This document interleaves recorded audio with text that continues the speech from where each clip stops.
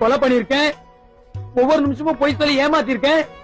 அதனால என்ன, என் திவ்யா கூட இருக்கணும்னா எது வேணாலும் செய்வேன். உனக்கு இங்க என்ன இல்ல, என்ன வேணும் சொல்லு, கொண்டு வரேன். ஆனா நீ மட்டும் என்னை விட்டு போகாத திவ்யா.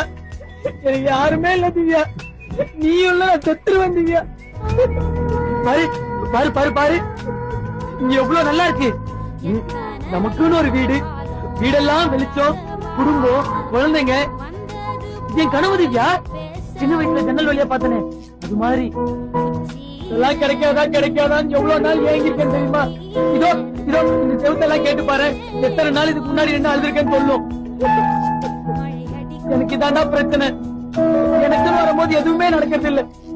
அப்படி நான் என்ன பெருசா கேட்டேன்?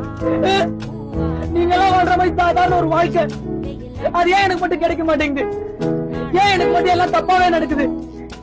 நான் என்ன